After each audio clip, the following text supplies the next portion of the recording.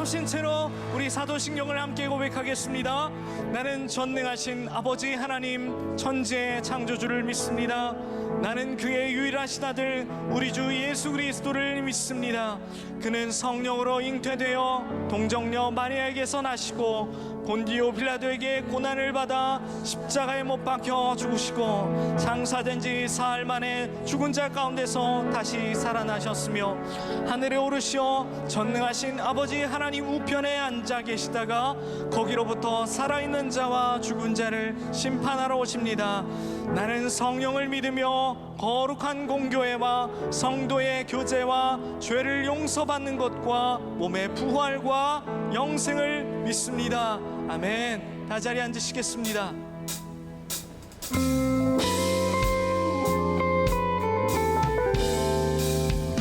이미 우리에게 보여주신 하나님의 풍성한 은혜를 찬양합시다. 하나님의 은혜로 있을 때 없는 자 왜 구속하여 주는지 세상과 구별하여 우리에게 특별한 은혜를 주시는 주님을 다시 한번 하나님의 은혜로 있을 때 없는 자 주님이 사랑하고 구속해 주셨습니다. 난 알 수 없도다. 할렐루야. 내가 믿고 또 의지함은 내 모든 형편 아시는 주님 늘 보호해 주신 것을 나는 확실히 아네. 왜 내게 굳세 믿음과 또 복음 주셔서 내 맘이 항상 편한지 난 알 수 없도다. 내가 믿는 것, 내가 믿고 또 의지하는 것, 내 모든 형편 아시는 주님 늘 보호해 주실 것을 나는 확실히 아네. 또 내가 믿고 또 의지함은 내 모든 형편 아시는 주님 늘 보호해 주실 것을 나는 확실히. 여러분의 목소리로 주 언제 강림하실지, 주 언제 강림하실지 복밤에 온낮에 또 주님 만날 그곳도 또 내가 믿고 또 의지함은 내 모든 형편 아시는 주님 늘 보호해 주실 것을 나는 마지막으로 우리 함께 고백할까요? 내가 믿고 또 의지함은 내 모든 형편 아시는 주님 늘 보호해 주실 것을 나는 확실히 아네.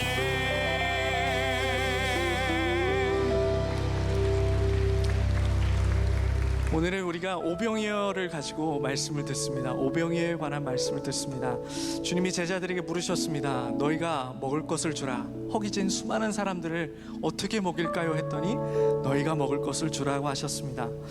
간밤에 많은 청년들이 죽었습니다. 복음을 모르는 수많은 자들이 죽었습니다. 허기진 자들, 영적으로 갈급한 자들을 향해서 주님이 또 우리에게 물으십니다. 너희가 먹을 것을 주라. 그런데 우리는 우리 자신이 먹을 양식도 부족해서 갈급해하고 계시진 않습니까? 우리의 삶의 경지와 단계가 우리가 스스로 우리의 열매를 가지고 우리의 주변에 나눠줄 만큼 우리가 가진 오병이어를 가지고 하나님의 기적을 이룰 만큼이 되지 않지 않습니까? 우리가 주님 앞에 훈련된 제자가 되기를 축복합니다. 정말 주님을 모르는 자들이 만나교회를 통해서 광야의 만나를 공급받듯이 이 교회를 통해 또 우리의 삶을 통해 일하시기를 원하십니다. 우리 주님의 마음에 합한 자들로 다 함께 살아가기를 원하면서 함께 찬양하시겠습니다. 날이 저물어 갈 때 빈들에서 걸을 때 그때가 하나님의 때 내 힘으로 안 될 때 빈손으로 걸을 때 내가 고백해 여호와 이래. 다시 한번. 날이 저물어 갈 때 빈들에서 걸을 때 그때가 하나님의 때 내 힘으로 안 될 때 빈손으로 걸을 때 내가 고백해 여호와 이래. 주가 일하시네 주가 일하시네 주께 아끼지 않는 자의. 제자들도 처음에는 주여 우리가 어디서 이 많은 사람을 먹이겠습니까? 라고 했습니다. 그러나 그들의 삶이 예수 그리스도의 십자가를 발견한 뒤로 달라졌던 것을 기억하며 주님 우리의 삶도 그렇게 바꾸어 주옵소서. 그런 마음으로 다시 한번 2절 찬양합니다. 우리 모인 이곳에 주님 함께 계시네. 누리네 아버지 은혜네. 아버지 은혜. 적은 떡방울 고기 내 모든 걸 드릴 때 모두 고백해 여호와. 주님이 오늘 일하십니다. 주가 일하시네 주가 일하시네 주께 아끼지 않는 자에게. 주가 일하시네 주가 일하시네 신뢰하며 걷는 자. 다시 한번 주가 일하시네 주가 일하시네 주가 일하시네 주께.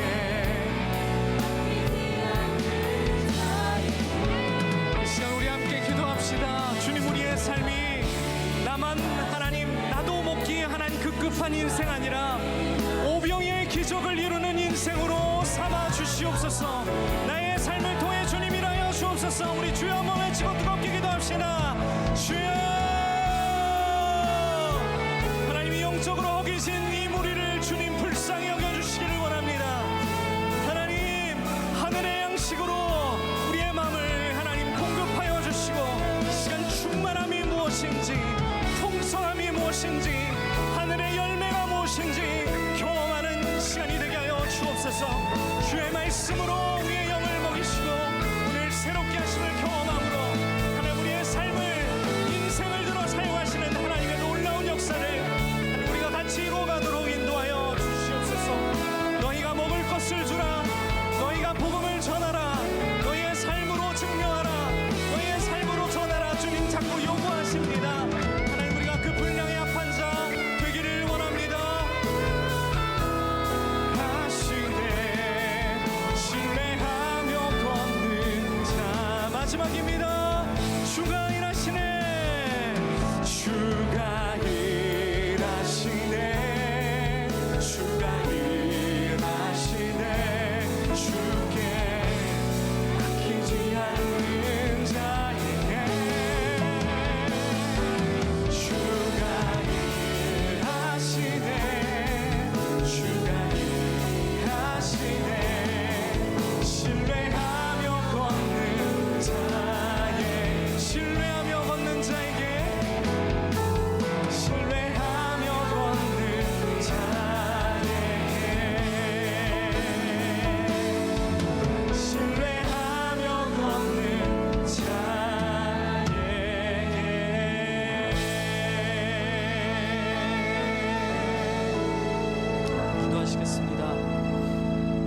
주님, 지난밤에 수많은 청년들을 잃었습니다. 이 일을 통해 지금 복음이 어디에 가장 필요한지 다시 한번 생각해 봅니다. 주님, 복음이 우리 자녀들과 청년들에게 다시 선포되기를 원합니다. 성령 충만함이 없으니 길을 헤매는 청년들이 주님이 이 세대를 향한 부르심으로 다시 한번 하나님 돌아오게 하여 주옵소서. 이 세대를 향한 부르심을 우리가 선포케 하여 주옵소서. 만나교회가 5,000명을 먹이는 교회가 되기를 원합니다. 영적인 빈들에서 영적으로 하나님 굶주린 자들을 먹이는 풍성한 기적을 행하는 교회 되게 하여 주옵소서.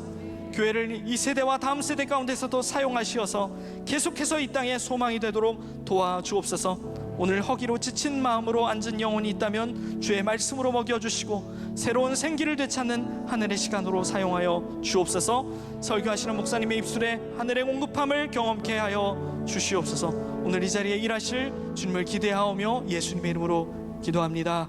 아멘.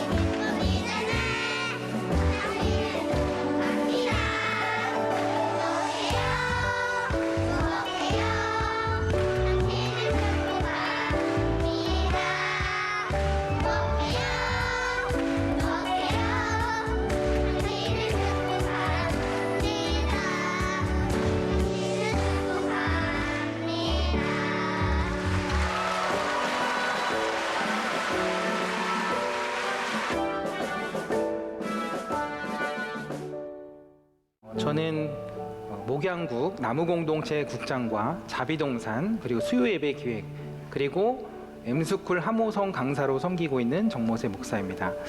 하모성이 뭐야? 그렇게 얘기를 하시는 분들이 있는데 하마터면 모를 뻔한 성경 지식이라는 그런 성경 강의거든요. 하모성이. 근데 M스쿨에서 만나교회 M스쿨에서 가장 인기 있는 강의입니다. 네, 그것만 참고로 알고 계시면 될 것 같습니다.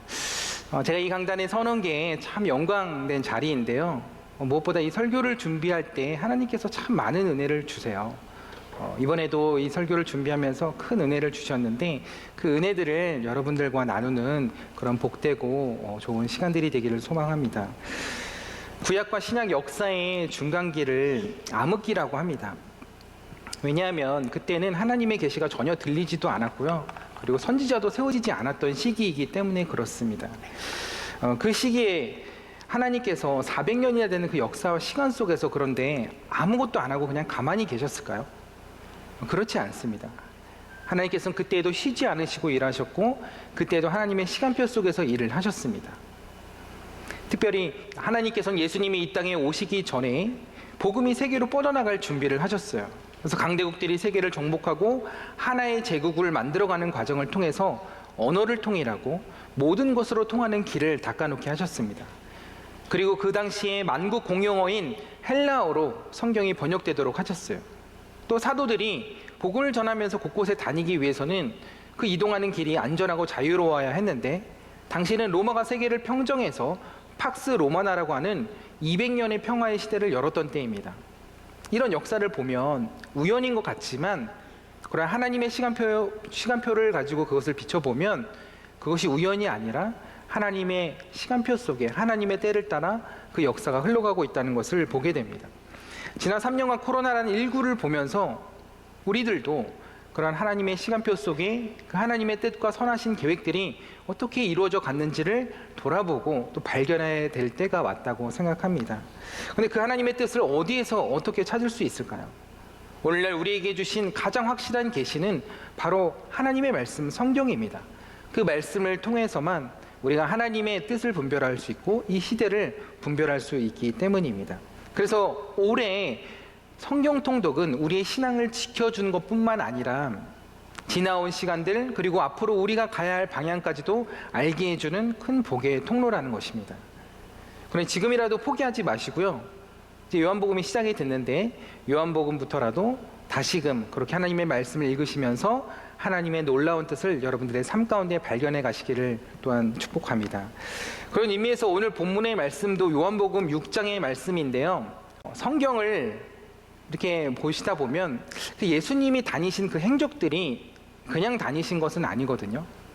예수님께서는 하나님의 때를 기다리셨고 때로는 그 하나님의 시간표를 따라 그 사역의 때 또 하나님의 때를 따라서 메시아임을 드러내시기도 하셨습니다. 오병이어의 사건도 그렇습니다. 예수님은 공생의 기간에 6월절을 3번 지나오셨거든요. 근데 우리가 공간복음이라고 알고 있는 마태, 마가, 누가복음에서는 그 예수님의 마지막 6월절, 예수님이 돌아가시는 그 해의 6월절에만 절기를 명시하고 있습니다. 그런데 요한복음만은 유일하게 모든 6월절에 모든 사건들과 함께 그렇게 기록을 하고 있습니다. 첫 번째 6월절은 니고데모의 이야기로, 두 번째 6월절은 오늘 그 오병이어의 사건으로, 세 번째 6월절은 예수님의 십자가에서 죽으신 그 이야기로 요한복음은 6월절과 함께 기록을 하고 있습니다. 그만큼 요한복음은 6월절 사건들을 예수님의 사역 속에서 아주 중요하게 그려가고 있는데요. 그래서 오늘 오병이어의 사건도 이 6월절이라는 이 배경을 그냥 지나쳐서는 안 된다는 것이죠. 요한복음 6장 4절 말씀을 보니까요, 마침 유대인의 명절인 6월절이 가까웠다고 하는 것을 주목하게 됩니다. 6월절은 유대인 절기 중에서도 가장 큰 절기고 가장 중요한 절기인데요. 그래서 이 6월절은 예루살렘에서만 지켜져야 했고 성인 남자들에게는 선택사항이 아니라 의무사항이었어요. 그런데 요한복음 6장에 보면 다소 충격적인 이야기가 나옵니다. 1절 말씀을 보니까요, 그 후에 예수께서 디베라의 갈릴리 바다 건너편으로 가시매라고 기록을 하고 있어요. 근데 이게 왜 충격적인 이야기일까요? 예수님이 계신 디베라에서 예루살렘으로 가려면요, 갈릴리를 건너면 안 돼요. 용로를 통해 그냥 남쪽으로 내려오셔야 되죠. 근데 갈릴리를 건너 벳세다를 가셨다는 것은 예수님께서 6월절을 지키시려는 것처럼 보이세요? 안 지키시려는 것처럼 보이세요? 안 지키시려는 것처럼 보이잖아요. 왜냐하면 갈릴리에서 예루살렘까지 하루 이틀 거리가 아닌데 더 먼 곳으로 가셨다는 것은 안 지키시겠다는 것이죠. 근데 사실 못 지키셨다는 것이 더 정확한 표현이에요. 왜 그런지는 잠시 후에 설명을 드리고요. 어쨌든 6월절에 예수님이 예루살렘에서 그 절기를 보내지 않으셨다는 것, 이게 충격적인 것이에요. 6월절 한번 안 지킨 것이 무슨 대수냐고 하실 수 있는데, 뭐 부활절이나 크리스마스 때 그런 절기에 교회 한 번 안 나온 것으로 생각하시면 안 되는 거예요. 유대인들은 절기를 지키지 아니하면 영적인 세계에서 강등되고 영적인 대가 끊긴다고 믿었어요. 영적인 공동체에서 제명이 되는 거예요. 그런데 예수님은 이렇게 중요한 절기를 왜 예루살렘에서 보내지 않으셨던 걸까요? 당시에 400년 동안 암흑기를 보내오면서 유대인들에게는 아무런 선지자들이 없었기에 그때 메시아에 대한 아주 기대가 한참 부풀어 올랐습니다. 왜냐하면 메시아 후보로 거론되는 2명이 나타났기 때문인데요. 그 2명이 누구였을까요? 세례 요한과 예수님이었어요. 세례 요한은 예수님보다 더 먼저 활동을 했는데 그래서 세례 요한을 따랐던 사람들이 굉장히 많았거든요. 그렇게 군중을 많이 몰고 다니니까 세례 요한이 당시에 분봉왕으로 이스라엘을 다스리던 헤롯 안티파스의 눈에 거슬렸던 거예요. 제가 자세하게 설명은 못 드리겠지만 그래서 결국 세례 요한은 참수형을 당하게 됩니다. 그렇게 세례 요한이 죽고 나자 그 세례 요한을 따르던 사람들이 굉장한 혼란에 빠졌어요. 그런데 그 사람들이 다 누구에게로 갔을까요? 다음 메시아 후보인 예수님에게로 간 거예요. 그러면 헤롯 안티파스의 다음 지명수배 1호가 누가 됐을까요? 그 세례 요한을 따르던 그 군중들과 합쳐져서 더 많은 무리를 이끌게 된 예수님이 될 수밖에 없었던 거죠. 그래서 예수님은 헤롯 안티파스의 눈을 피해 망명을 가실 수밖에 없었던 거예요. 그런데 당시 이스라엘은 로마의 통치 아래 헤롯의 세 아들 헤롯 아켈라오, 안티파스, 빌립, 아켈라오, 안티파스, 빌립, 아켈라오, 안티파스, 빌립. 네, 생소하실 것 같아서 제가 여러 번 반복해서 말씀드려봤는데 셋이서 분봉왕으로서 지역을 나눠서 다스리고 있었습니다. 그런데 여기서 중요합니다. 예수님이 정말로 죽음이 두려우셔서 그렇게 피해 가신 걸까요? 여러분, 예수님은 우리를 위해 죽기 위해 이 땅에 오신 분입니다. 죽음의 때를 기다리며 사셨던 분이에요. 그러면 왜 예수님이 그렇게 피해 가셨던 걸까요? 예수님이 벳세다로 가신 이유는 죽음이 두려워서가 아니라 그 죽음의 때를 더 기다리셔야 했기 때문입니다. 그럼 예수님이 기다리셨던 그 죽음의 때가 언제일까요? 2번째 유월절이 아니라 3번째 유월절이었던 거예요. 그래서 여러분들이 요한복음을 읽어가시면서 자세히 한번 보세요. 3번째 유월절이 오기 전까지 예수님이 자주 하시는 말씀이 있으세요. 그것은 내 때가 아직 이르지 아니했다는 것입니다. 여기서 예수님이 말씀하신 내 때는 3번째 마지막 유월절을 이야기하시는 거죠. 그 마지막 유월절이 그 하나님의 구원의 그 성취하실 약속의 말씀이 성취될 때를 이야기하시는 겁니다. 그래서 예수님이 이 땅에 오셔서 그 하나님의 시간표를 따라 철저하게 움직이셨고 그 때를 따라 사역의 때를 기다리시기도 하고 죽음의 때를 기다리셨다는 것입니다. 우리의 삶 속에도요, 그런 하나님의 구원의 시간표가 저마다 있습니다. 그건 사람마다 다를 수 있고 가정마다 다를 수 있습니다. 그래서 그때가 이럴 때까지 우리는 기도가 필요하고요. 그 하나님의 시간표를 우리가 다 할 수 없기 때문에 기도하면서 그 하나님의 시간표를 또 오래 기다려야 하기도 합니다. 그러나 분명한 것은 하나님께서 그 구원의 때를 반드시 오게 하신다는 거예요. 저의 친가는 제 아이들까지 해서 5대째 감리교 집안이거든요. 근데 저희 어머니 외가 쪽은 어머니가 당대에 믿으셨어요. 저희 어머니는 20대에 예수를 믿으셨는데 30년이 지나서 가족들이 예수를 믿고 모두 신앙생활을 하게 되었습니다. 몇 년이 지나서요? 30년이 지나서. 너무 길죠. 근데 저희 어머니가 30년 내내 이렇게 전도를 하신 건 아니고 구원의 씨, 복음의 씨가 저희 어머니에게 심겨지고 30년이 지났다는 것이고 본격적으로 전도하고 기도하신 것은 한 10년 정도 되셨던 것 같아요. 그래도 짧지 않은 시간이죠. 저희 어머니가 고향이 청주이신데 당시 집이 좀 많이 부자셨던 것 같아요. 그렇다고 뭐 재벌 수준은 아니고 그 동네에서 제일 부유하셨던 것 같아요. 근데 저희 외할머니가 돌아가시니까 외삼촌이 여자 형제들에게는 물어보지 않고 재산을 다 가져가신 거예요. 여자 형제들이 섭섭했을까요? 안 섭섭했을까요? 네, 여자분들만 섭섭하지 이렇게 얘기하시는 것 같은데 섭섭했겠죠. 요즘 부모님 돌아가시면 얼마나 형제들끼리 그 상속 때문에 많이 싸우고 또 갈등이 일어납니까? 평생 보지 않고 등 돌리고 지내는 분들도 있어요. 근데 저희 어머니는 그럼에도 불구하고 명절 때마다 저희 외삼촌을 찾아가신 거예요. 유산을 달라고 찾아가신 건 절대 아니고요. 외삼촌과 그 가족들에게 복음을 전하기 위해서 찾아가신 거예요. 근데 외삼촌이 아무것도 부족해 보이지 않는 그 외삼촌이 그렇게 쉽게 예수를 믿을 것 같지 않아 보이더라고요. 그런데 저는 그 어느 날을 잊을 수가 없습니다. 그렇게 해마다 외삼촌을 찾아갔는데 어느 날 외삼촌이 저희 어머니에게 돈 봉투를 주시는 거예요. 두꺼운 걸로. 얼마였을까요? 여러분들은 그런 게 궁금하시잖아요. 저도 그래요. 네. 근데 여러분들이 상상하시는 것처럼 어마어마하게 많은 돈은 아니었어요. 제가 그때 중학생 때였는데 그때 제가 정말 생생하게 기억했던 것은 그 돈을 받아가지고 차 안에서 올라오시는 길에 그렇게 한없이 우셨던 어머니의 모습이에요. 근데 어머니가 우셨던 것은 그 돈 때문이 아니라요. 외삼촌이 그 돈을 주신 이유 때문이었어요. 사실 저희 어머니가 어릴 때 외할아버지를 일찍 여의고 외삼촌이 아버지와 같은 존재셨거든요. 근데 외삼촌의 구원을 위해서 정말 많이 기도를 하셨어요. 근데 외삼촌이 알코올 중독에, 담배 중독에, 오토바이 사고에 죽을 고비를 정말 많이 넘기셨어요. 그래서 예수님 못 믿고 그렇게 돌아가실까봐 더 간절히 기도를 하셨던 것 같아요. 근데 그 어느 날 그 외삼촌에게 구원의 시간표, 구원의 때가 이른 거예요. 그렇게 복음이 해마다 차차 조금씩 들어가고 하나님의 그 사랑에 스며들더니 어느 날 외삼촌의 마음의 문이 열린 것입니다. 그리고 그 어느 날 외삼촌이 60인생 처음으로 예수님을 믿겠다고 그렇게 이야기하신 거예요. 그래서 그날 예수님을 마음에 영접하셨어요. 그리고 나서 나 예수 믿고 구원받게 해줘서 고맙다고 그 돈을 주신 거예요.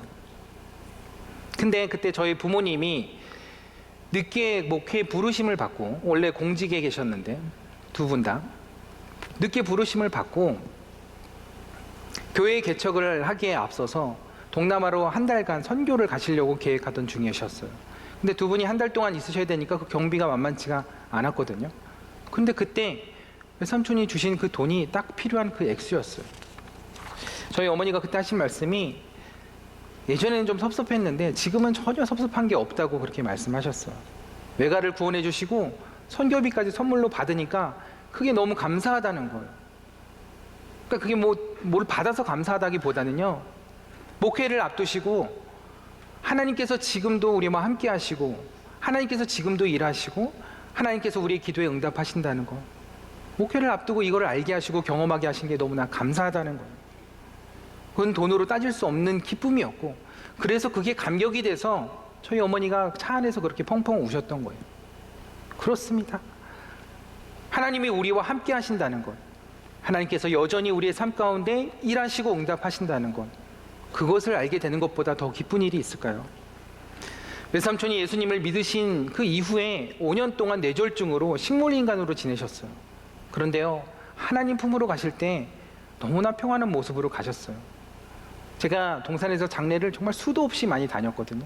근데 다녀오면서 늘 드는 생각은 이 세상을 떠날 때 정말 평안한 모습으로 가는 것만큼 복이 없구나라는 생각을 하게 됩니다. 근데 저희 외삼촌이 정말 그 마지막 하나님 품으로 갈 때 너무나 평안한 모습으로 그렇게 천국으로 가셨어요. 그 외삼촌의 아들 네 가정이 그래서 기독교장으로 너무나 멋지고 은혜롭게 그렇게 장례를 치러드렸습니다. 그 외가의 그 30년의 구원의 여정, 그 과정들을 제가 보면서요, 제 마음에 한 말씀이 확신으로 그리고 잊혀지지 않는 말씀으로 다가왔습니다. 주 예수를 믿으라. 그리하면 너와 내 집이 구원을 얻으리라. 너와 내 집이 구원을 얻으리라. 너만이 아니라 내 가족도, 내 가정도, 내 가문도 구원을 얻으리라. 믿으십니까? 혹시 배우자를 위해서, 또 부모님을 위해서, 자녀의 구원을 위해서 기도하시는 분들 있으신가요? 그런 모든 분들에게 이 말씀이 하나님의 때에 반드시 이루어질 응답의 말씀이 되시기를 축복합니다. 때로는 기도하면서 포기하고 싶은 마음이 있을 수 있어요. 안 된다는 생각이 들 때도 있어요. 그런데 여러분, 우리의 뜻대로 안 되는 그 시간 속에 오히려 하나님의 은혜가 있습니다. 오히려 그 속에 하나님의 일하심이 있습니다. 예수님도 유월절에 그 하나님의 때를 기다리면서 뜻하지 않게 벳세다로 가셨는데 거기서 놀라운 오병이의 기적을 보고 하나님의 일하심을 보게 된 것이에요. 예수님이 벳세다로 거처를 옮기셨을 때 정말 많은 무리들이 따랐거든요. 성경에는 5,000명이 거기에 있었다고 했는데 사실은 여자와 아이들은 그때 개수를 안 했어요. 그래서 실제로는 최소 15,000에서 2만 명 이상이 거기에 있었던 거예요. 그 많은 무리들이 있었는데 날은 저물고 먹을 것은 하나도 없었던 거예요. 그래서 예수님이 제자 빌립에게 이야기하시죠. 이 많은 사람들을 어떻게 먹이겠냐고. 예수님이 정말 방법이나 능력이 없으셔서 그 제자에게 그렇게 물어보신 걸까요? 아니에요. 오히려 이런 한계의 상황 속에서 너희들이 누구를 의지해야 되고 누구를 바라봐야 하냐를 물어보신 거예요. 그 한계 상황을 그 제자들에게 인지시켜 주신 거예요. 그래서 요한복음은 빌립을 시험하고자 하심이라고 표현하고 있어요. 우리 인생에 우리 힘으로 감당할 수 없는 문제들이 얼마나 많아요. 가정의 문제, 경제 문제, 인간관계의 문제, 질병의 문제, 너무나 감당하기 힘든 문제들이 많습니다. 그런데 오병이어의 사건은요, 그런 한계 상황을 마주했을 때, 도저히 우리가 감당할 수 없는 그 일들을 만났을 때 누구를 찾아가야 하고 누구를 의지해야 하는지를 이야기해주고 있는 것입니다. 코로나를 지나오면서 삶의 한계를 느끼고 우울증을 호소하면서 저에게 기도해달라고 부탁하신 성도님들이 참 많았습니다. 여러분, 우울증이 참 신기한 게요, 그냥 겉으로 볼 때는 멀쩡하고 병원에 가도 이상이 없다고 하는데 몸과 마음은 정말 죽을 것 같거든요. 잠도 안 오고 밥도 싫고 모든 의욕이 다 사라집니다. 그렇다고 뚜렷한 치료책도 없어요. 그러니까 답답하고 미칠 노릇인 거죠. 근데 저는 솔직히 그런 분들에게 해드릴 게 없어요. 기도밖에 해드릴 게 없어요. 근데 여러분, 기도밖에가 아니라요, 기도가 전부더라고요. 그래서 예수님도 중요한 일이 있을 때마다 기도로 나아가셨고요, 기도 외에는 이런 이유가 나갈 수 없다고 이야기하신 거예요. 그렇게 기도만 했는데요, 정말 놀라운 일들이 일어납니다. 그 기도를 통해 주님을 만나고 회복되는 역사들이 참 많이 나타났습니다. 몇 달 전에 우울증으로 기도하신 한 여자 집사님이 찾아오셨는데요, 너무 우울증이 심각해가지고 계속 기도해달라고 부탁을 저에게 하셨어요. 그래서 하루에 한 번씩 제가 전화로 기도해드리기도 했고, 어쩔 때는 2번씩, 3번씩 이렇게 기도도 해드렸어요. 근데 그때 기도해드릴 때 제가 꼭 예수님의 이름으로 예수님의 능력을 선포하면서 그렇게 기도해드렸거든요. 기도 받으실 때마다 힘을 얻으시고 조금씩 회복이 되시더라고요. 그래서 지금은 완전히 회복되시고 너무나 좋아지셨어요. 오늘 이 시간 온라인과 오프라인에서 예배드리시는 분 중에 우울증으로 또 마음의 병으로 힘들어하시는 분들이 있으신가요? 예배드리는 가운데 우리 치료자 되신 예수 그리스도의 능력으로 그 모든 우울증이 떠나가고 그 마음의 평강이 찾아오게 되기를 축복합니다. 예수 그리스도의 이름으로 명하노니 마음과 생각 가운데 찾아오는 모든 어둠의 권세와 염려와 걱정과 불신과 모든 우울증이 묶임받고 떠나갈지어다. 아멘. 어느 날은 한 남자 집사님이 저를 찾아오셨는데요, 그 집사님도 굉장히 심한 우울증에 있으셨어요. 몇 년 전에 교통사고로 머리를 이렇게 수술하셨는데 2년 동안 재활 치료를 받으셨거든요. 근데 무슨 이유에서인지 치료를 받는 동안에 가족들이 말도 없이 집을 이사하고 연락을 끊은 거예요. 그래서 그렇게 홀로 남겨지시게 됐는데 너무나 마음이 많이 힘드셨던 것 같아요. 그래서 우리 집사님을 위해서 제가 1년을 넘게 기도해드렸어요. 근데 올해 1월에 신방을 갔을 때만 해도 너무 힘들어 하셨어요. 그래서 죽고 싶다고, 자살하고 싶다고, 이 말이 일버릇처럼 그렇게 계속 힘들다고 이야기를 하셨어요. 교회에 나오시는데 여전히 얼굴이 어둡고 힘들어 보이셔서 제가 걱정이 많이 됐거든요. 그런데 어느 날 보니까 완전히 얼굴빛이 달라지신 거예요. 너무나 좋아지신 거예요. 근데 이유가 있습니다. 연초에 그때 신방했을 때 성경을 보니까, 그 집에 가니까 성경을 펴놓고 읽으시면서 필사를 하시더라고요. 그렇게 말씀을 읽고 필사하시면서 점점 회복이 되시는 거예요. 그리고 1:1 양육을 받으면서 정말 많이 좋아지셨어요. 여러분, 이게 복음의 능력이고 말씀의 능력인 줄 믿습니다. 그 안에 계신 예수님께서 생명이 되시고 능력이 되시기에 우리의 삶을, 우리의 몸을 회복시켜 주시는 줄 믿습니다. 올해 그런 간증들이 있으신 분들이 많이 있으실 거라고 생각이 듭니다. 여러분, 기도와 말씀이 우리의 삶을 고치고 회복시키시는 줄 믿습니다. 저는 그래서 정말 감사한 것이 작년과 올해 그렇게 기도와 말씀으로 하루하루를 살 수 있었던 것이 정말 감사한 것 같아요. 작년에는 프레이온 365, 올해는 바이블 365. 그렇게 기도와 말씀 속에서 살아갔던 것, 이 코로나 시기를 지나왔던 것, 그게 우리에게 큰 복이었더라고요. 말씀과 기도는 우리의 삶의 한계를 마주할 때마다 그래서 우리가 바라보아야 할 것, 우리가 의지해야 할 것을 알게 해줍니다. 오늘 오병이어의 사건도 그런데요. 아무것도 의지할 것 없고 아무것도 없는 그 한계의 상황 속에서 우리가 누구를 바라보아야 하냐? 그러면서 그 말씀이 마치 정답을 공개하듯이 그 모든 스포트라이트를 예수님에게로 향하게 합니다. 오병이어의 사건을 보면서 꼭 그런 분들이 있어요. 보리떡은 왜 5개고 물고기는 왜 2개냐, 그런 숫자에 집착하시는 분들이 있거든요. 꼭 그러지 않으셔도 돼요. 대신 물고기와 보리떡이 우리에게 주는 중요한 단서가 있는데요. 그것은 이 시기가 어느 때였냐는 것입니다. 보리떡이 있다는 것은 보리를 추수하는 시기라는 거죠. 그때가 한 4월, 5월쯤이거든요. 그리고 어린아이가 가져온 그 물고기, 학자들은 민물 정어리라고 하는데 이 정어리는 갈릴리에서 1년 내내 잡히지만 4월에서 6월 사이에 가장 많이 잡힌다고 합니다. 그래서 유대인들은 그 음식만 봐도 그때가 어느 시즌인지를 어느 정도 대충 알 수 있어요. 그래서 보리떡과 물고기 하면 4월과 5월, 6월절과 가까운 시기구나 라는 것을 알 수 있는 것입니다. 그러면 이 6월절이라는 시간적 배경이 무엇을 이야기하려는 것일까요? 첫째는 6월절이 바로 하나님의 구원의 시간표라는 것을 이야기하고요. 두 번째, 6월절의 진짜 주인공, 그 주인공이 바로 구약에서부터 예언되어 왔던 절기의 시간표를 따라 예언되었던 그 메시아가 바로 예수님이다라는 것을 이야기하고 싶은 겁니다. 근데 흥미로운 사실 한 가지 더 알려드릴까요? 그것은 오병이어의 사건이 행해진 이 장소에 대한 표현입니다. 마태복음과 마가복음을 보면요, 이곳을 빈들이라고 표현을 하고 있어요. 빈들은 헬라어로 에레모스라고 하고 히브리어로는 샤멤이라고 하거든요. 말 그대로 광야와 같이 황폐하고 황량한 장소를 이야기합니다. 근데 오병이어를 행하신 베세다는 그런 빈들과는 전혀 어울리지 않는 곳이었어요. 왜냐하면 베세다는 고기 잡는 동네라는 뜻이고 갈릴리에서 가버나움과 함께 어장이 가장 풍성하기로 손꼽히는 그런 어촌 동네였기 때문입니다. 이 지역은 헬몬산 기슭에서부터 흘러나온 물이 강줄기를 따라 나오면서 많은 토사물과 부유물을 가져오는 곳이에요. 그래서 갈릴리 북쪽 입구는 수심이 얕고 물고기들에게 먹을거리가 풍성한 곳입니다. 또 물속에 숨을 곳이 있는 수풀이나 잡초들이 많아서 물고기들이 많이 모여드는 그런 장소였어요. 즉 먹거리가 풍성한 곳이었다는 거죠. 게다가 그때가 언제라고요? 6월절. 계절적으로 우기 끝에 속하는 6월절은요, 비가 많이 내렸기 때문에 이스라엘에서 1년 중 가장 아름다운 계절이에요.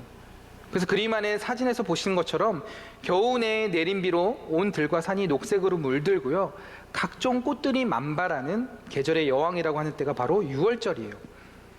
그래서 요한복음 6장 10절에 오늘 우리가 읽은 그 말씀을 보면요, 그곳에 잔디가 많았다고 이야기를 하는 거예요. 근데 공간복음서의 저자들은 왜 그런 곳을 빈들이라고 표현을 했을까요? 갈릴리 지형을 알거나 가본 사람들이라면 절대 이곳을 빈들이나 광야라고 이야기하지 않았을 거예요. 그럼에도 불구하고 복음서 저자들이 이곳을 빈들이라고 이야기한 것은 이 오병이어의 기적이 광야의 출애굽 사건과 연결되기 때문에 그래요. 그리고 그것을 연결해주는 매개체가 바로 6월절이라는 것이죠. 여러분, 6월절은 출애굽을 회상하고 기억하는 절기입니다. 그래서 유대인들은 6월절이 되면 그 당일에 3번의 희생 제사를 드리고 그날부터 해서 그 다음 날까지 밤이 새도록 하나님께서 애굽과 광야에서 보여주셨던 그 기적의 사건들을 노래하면서 이야기하면서 축제처럼 보내는 그 절기가 바로 6월절인 거예요. 그런데 놀라운 사실은 그들이 그렇게 밤새 축제처럼 즐겼던 그 출애굽의 사건, 즉 광야에서 만나러 먹여주신 놀라운 기적의 은혜가 예루살렘이 아니라 이 베세다 평원에서 실제로 베풀어지고 있었다는 겁니다. 그래서 6월절이라는 시간, 빈들이라는 이미지, 이것이 출애굽 사건과 오병이어의 사건을 연결해주고 있는 거예요. 결국 예수님이 바로 광야에서 만나를 먹이신 그 기적을 베풀어 주신 그 하나님이시며 그 하나님이 성육신하여 이 땅에 오셔서 메시아 되심을 드러내신 그 사건, 그것이 바로 오병이어 사건이라는 거예요. 요한복음 6장에 보면 뒷부분을 보면요, 예수님께서 당신이 생명의 떡이심을 선포하시면서 너희 조상들은 광야에서 만나를 먹어도 죽었지만 내가 주는 떡을 먹으면 영원히 죽지 않을 것이라고 말씀을 하셨습니다. 공관복음의 저자들은 만나의 기적을 베풀어 주신 이 광야의 사건이 그곳에서도 예수님을 통해 재현되고 있었기 때문에 비록 그곳이 풍성한 곳이었지만 빈들이라고 이야기를 한 거예요. 그런데 한편으로는요, 그곳에 있는 사람들, 그곳에 모인 사람들의 마음은 빈들이었을지도 모르겠다는 생각이 들었습니다. 왜냐하면 그 사람들은 예루살렘에서 절기를 지키지 못하는 사람들이었기 때문이에요. 절기를 지키지 못한다는 것은 예수님처럼 특별한 사연이나 사정이 있는 사람들을 이야기하는 것이죠. 그래서 유월절을 못 지키는 것은 슬픔이고 아픔이고 서러움이었어요. 그들에게 단순히 그들이 따르던 세례 요한만 사라진 것이 아니에요. 그들의 삶 속에 모든 기대와 소망이 사라진 것입니다. 그런 의미에서 그들이 있었던 곳은 어쩌면 빈들이 맞을지도 모릅니다. 여러분, 빈들이 그런 곳이에요. 내 기대와 소망이 전부 사라진 곳. 어쩌면 우리를 하나님께서 그런 빈들에 머물게 하시는 이유는 우리의 힘을 빼려고 하시는 것인지도 모르겠어요. 어쩌면 우리를 그런 한계 상황으로 몰고 가시는 이유는 우리가 그곳에서 오직 하나님의 은혜를 붙들고 또 하나님의 은혜를 경험하게 하시려는 것인지 모르겠어요. 그러니 여러분, 빈들에서 너무 애쓰지 마세요. 빈들에서 너무 힘들어하지 마세요. 차라리 다 내려놓으세요. 그리고 그 공허한 빈들에서 조용히 하나님을 불러보시기 바랍니다. 그러면 분주함 속에 그동안 들리지 않았던 하나님의 음성이 들리고요, 그 치열함 속에 살았던 그 삶 속에서 보이지 않았던 하나님의 구름 기둥과 불 기둥이 보이게 될 줄 믿습니다. 지난 9월에 토요 예배 그 안내를 서고 있는데 어떤 남자분이 찾아오셨어요. 근데 보니까 저는 처음 보는 분이었고 교인은 아니셨어요. 근데 알고 보니까 저희 동산에 리더로 잘 섬기고 계시는 권사님의 남편분이시더라고요. 근데 제가 자비동산에 8년 있었거든요. 근데 그분을 처음 배웠어요. 뭐 등록도 안 하셨고 나오지 않으셨으니까 당연히 몰랐겠죠. 그래서 어쩐 일이냐고 했는데 기도를 받고 싶어서 오셨다는 거예요. 토요일 오후에 이렇게 탄천길을 걷고 있는데 만나교회가 보여서 무작정 왔고 기도를 받기 위해 오셨다는 거예요. 그래서 어떻게 기도해 드릴까요? 했더니 자기가 참 가족들에게 잘못한 것이 많고 그래서 회개하고 자기가 다시 믿음 생활을 하고 싶어서 왔는데 자기를 위해서 좀 기도해 달라고 하시는 거예요. 그래서 뭐 자세한 사연도 모르고 그냥 기도를 해드렸어요. 근데 기도해 드리는데 이분이 하염없이 우시는 거예요. 그래서 제가 뭐 물어보지는 않았고 이분에게 빈들에서 하나님의 은혜를 경험할 때가 왔다는 확신이 들었습니다. 그래서 오늘은 토요 예배를 드리시고 다음 주에 예배 1시간 전에 저를 미리 만나면 좋을 것 같다고 그렇게 말씀을 드렸어요. 그래서 한 주가 지나서 그분을 소그룹실에서 만나서 제가 복음을 쭉 전해드렸어요. 원래 인간은 하나님과 함께 살도록 창조되었고 하나님과 함께 살 때 가장 행복한 존재로 만들어졌습니다. 근데 우리 인간이 하나님을 떠나면서 우리 인생의 모든 불행이 시작되었어요. 그래서 우리가 하나님을 다시 만나야 하는데 다시 만나고 싶어도 만날 수가 없어요. 왜냐하면 우리 안에 죄가 있기 때문입니다. 하나님은 죄와 공존하실 수 없고 죄를 지은 자와 함께 하실 수 없기 때문이에요. 그래서 우리가 아직 죄인 되었을 때 하나님께서 이 땅에 인간의 몸을 입고 오셔서 우리의 모든 죄의 짐을 짊어지시고 십자가에서 죽으심으로 말미암아 모든 죄의 문제를 해결하셨습니다. 그분이 바로 예수님이에요. 그래서 오늘 하나님 만나는 길 대신 그 예수님을 믿으시면, 그 예수님을 마음에 영접하시면 하나님을 다시 만날 수 있습니다. 제가 지금 짧게 요약해서 그렇죠. 1시간 정도를 제가 쭉 이렇게 설명해 드리는데 그 A4 용지 묶음을 이렇게 들고 다니시면서 성경을 거기다가 이렇게 적으신다고 하더라고요. 그래서 거기다가 제가 전하는 그 복음을 한자도 빠짐없이 다 이렇게 적으시더라고요.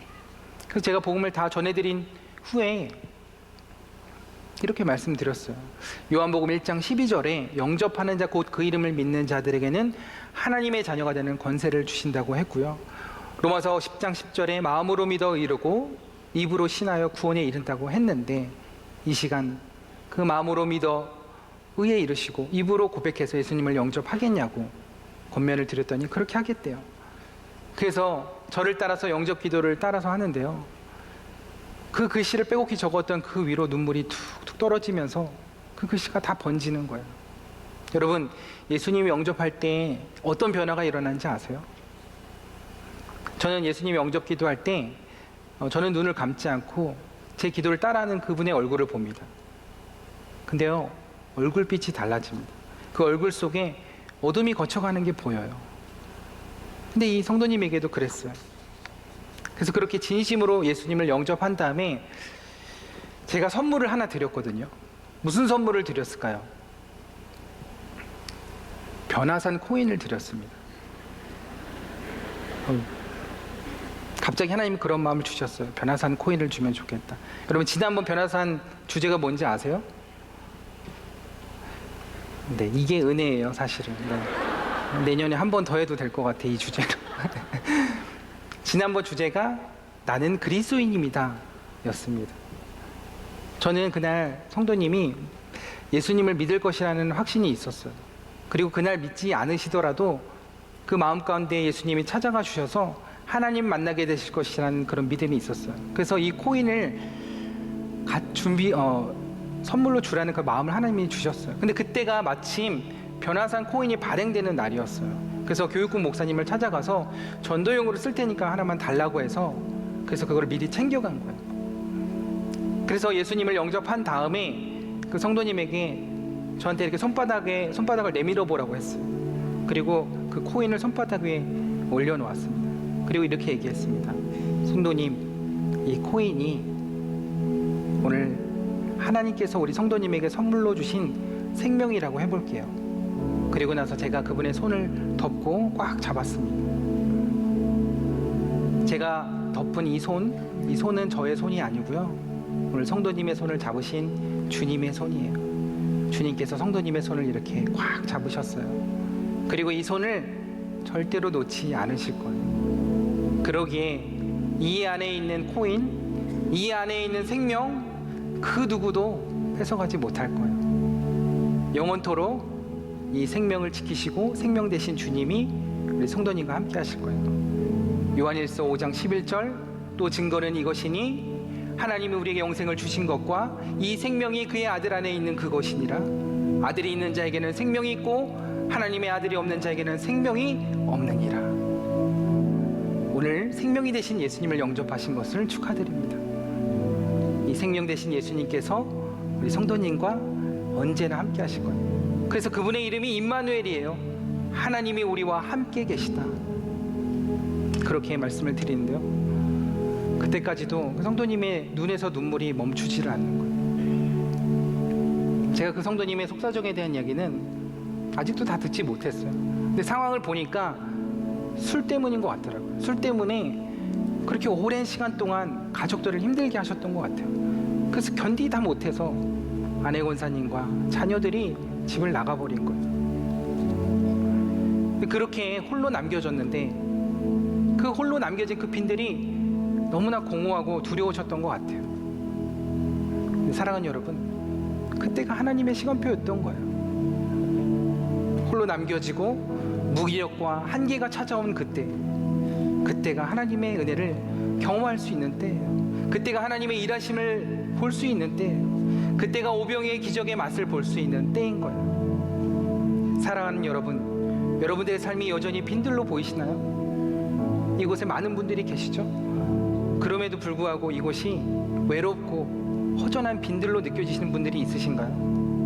그곳에서 하나님을 보지 못한다면 그곳만큼 비참한 곳이 없을 거예요. 그러나 그곳에서 하나님을 바라볼 수 있다면 그곳은 하나님의 놀라운 가장 큰 은혜와 기적을 볼 수 있는 곳임을 믿으시기 바랍니다. 여러분, 하나님의 은혜가 얼마나 풍성한지 아세요? 하나님의 은혜로 채워지지 않는 곳이 없습니다. 하나님의 은혜로 회복되지 않는 것이 없어요. 여러분, 오병이의 기적은 그냥 허기를 채운 정도의 기적이 아닙니다. 다 먹고도 12바구니가 남았다고 했죠. 왜 12인지 아세요? 저도 몰라요. 숫자에 집착하지 말라니까 또 집착하시네. 고대 시대의 관점에서 배부르게 먹고 남아서 거두었다는 것은 아주 넘치고 배부르게 먹었다는 거예요. 아주 풍성했다는 것을 의미하는 것입니다. 12바구니가 남았다는 것은 그 빈들에 하나님의 은혜로 가득 채워졌다는 거예요. 하나님의 은혜가 풍성하게 채워졌다는 것을 이야기하는 것입니다. 여러분, 빈들을 풍요로움과 풍성함으로 채우실 그 하나님을 믿으십니까? 광야에서 출애굽 백성들을 먹이시고 입히신 하나님, 아무것도 없는 그 빈들에서 배부르게 먹이신 하나님, 그 하나님께서 여러분들의 삶 또한 풍성한 은혜와 응답으로 채워주실 것을 믿으시나요? 그렇다면 그 하나님의 시간표를 신뢰하시기 바랍니다. 그리고 여러분들이 계신 그곳이 여전히 빈들일지라도, 내가 뜻하지 않고 계획하지 않은 시간과 장소에 있을지라도 그곳에서 끝까지 하나님을 신뢰함으로 기도하며 기다려 보시기 바랍니다. 그러면 하나님께서 구원의 때, 그리고 은혜의 때를 여러분들의 삶과 여러분들의 가정과 여러분들의 일터에 허락하실 줄 믿습니다. 그런 빈들에 임하는 풍성한 은혜가 여러분들의 모든 삶 가운데 임하게 되기를 주님의 이름으로 축복합니다.